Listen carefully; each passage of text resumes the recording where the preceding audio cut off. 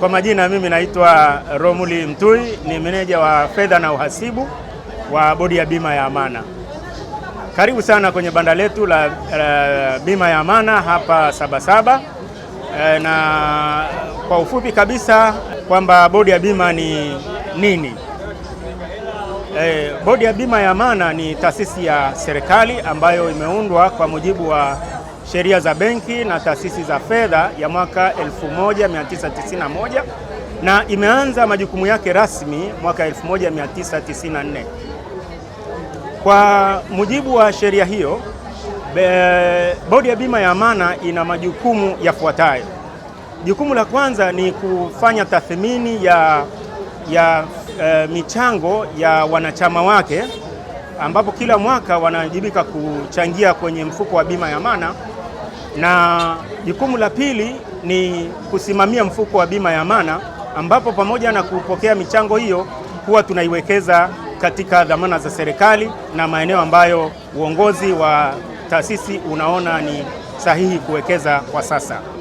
Jukumu la tatu ni kulipa fidia ya bima ya Amana pale ambapo inatokea kwa bahati mbaya benki imefilisika au taasisi ya fedha imefilisika na kuwekwa chini ya ufilisi na Benki Kuu ya Tanzania. Kwa hiyo jukumu la tatu, tunaenda kuwalipa fidia ya bima ya Amana wale walikuwa wateja wa ile benki. Na kwa mujibu wa sheria kwa sasa hivi kuanzia mwaka 2023 fidia hiyo imefikia sasa ukomo wa shilingi milioni 7.5 ambapo kuanzia shilingi 1 mpaka milioni 7.5 pale ambapo benki au taasisi ya fedha imefilisika, wateja wanalipwa kwa 100%. Na kwa wale ambao wana zaidi ya milioni 7.5 wao watalipwa hiyo milioni 7.5, alafu kinachobaki wanalipwa kwenye utaratibu mwingine wa ufilisi ambao unafanyika pia chini ya sheria ambayo imeelekeza pia Benki Kuu ya Tanzania kuteua mfilisi, na mara nyingi amekuwa akimteua bodi ya bima ya Amana kuwa mfilisi. Jukumu la 4 ni kufanya ufilisi sasa pale ambapo Benki Kuu imemteua bodi ya bima ya Amana kufanya ufilisi wa benki au taasisi ya fedha ambayo imefungwa au imefilisika na kuwekwa chini ya ufilisi.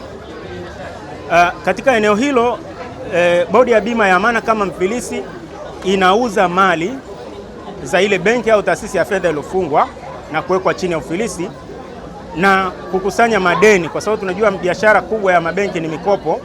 Kwa hiyo wale walikuwa wamekopa kwenye hiyo taasisi ambayo imefilisika wanawajibika kulipa, na DIB ndio inayofuatilia hiyo mikopo kwa ajili ya kupata fedha sasa za kuja kulipa wale wadai wengine ambao walikuwa wana zaidi ya milioni 7.5 pamoja na wale wengine ambao ni wadai nje ya waweka amana.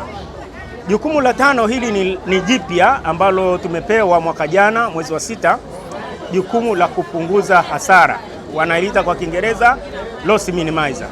Katika eneo hili bodi ya bima ya Amana inapata fursa ya kushirikiana na Benki Kuu ya Tanzania katika kutafuta suluhu nafuu ambayo itasaidia kutatua mgogoro wa kifedha katika taasisi ya fedha au benki ambayo imeingia katika changamoto za kifedha.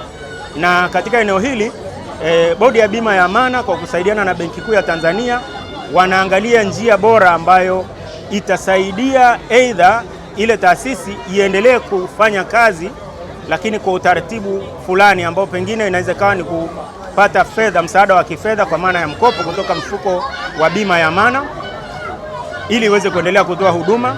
Lakini pia inawezekana ikaonekana kwamba njia sahihi labda ambayo ni ya nafuu ikaonekana ni kuunganisha hiyo taasisi ya fedha au benki ambayo ina changamoto na benki nyingine, au ikaonekana labda ni kuuza mali zile zilizokuwepo, na yani kupata taasisi ambayo itanunua zile mali na kuchukua yale madeni ikiwa ni pamoja na wateja walioweka amana na kuwahamishia kwenye taasisi nyingine au benki nyingine ambayo sasa wateja wale wataendelea kupata huduma. Katika majukumu hayo yote, lengo ni kuhakikisha kwamba sekta ya fedha nchini inabaki imara, inabaki na utulivu, na Watanzania waendelee kufurahia huduma za kifedha bila kuwa na wasiwasi wowote.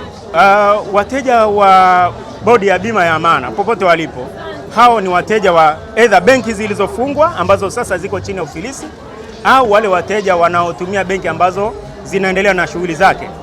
Mimi ningewashauri na kuwaambia waendelee kutumia huduma za kibenki bila kuwa na wasiwasi wowote. Wale ambao wanaendelea na majukumu yao waendelee nayo ya kiuchumi, wafanye shughuli zao bila kuwa na wasiwasi, kwa maana bodi ya bima ya amana tunakinga amana yao. Lakini kwa wale ambao walikuwa ni wateja wa benki ambazo zimefungwa au zimefilisika, tunawasihi waende katika matawi ya benki ya biashara hapa nchini wakachukue fedha zao ambazo wale ambao hawajachukua mpaka sasa hivi, kwa sababu mpaka sasa hivi tuna zaidi ya bilioni 3 ambazo wateja wa zile benki ambazo zimefungwa bado hawajachukua zile fedha zao, kwa maana ile fidia ya bima.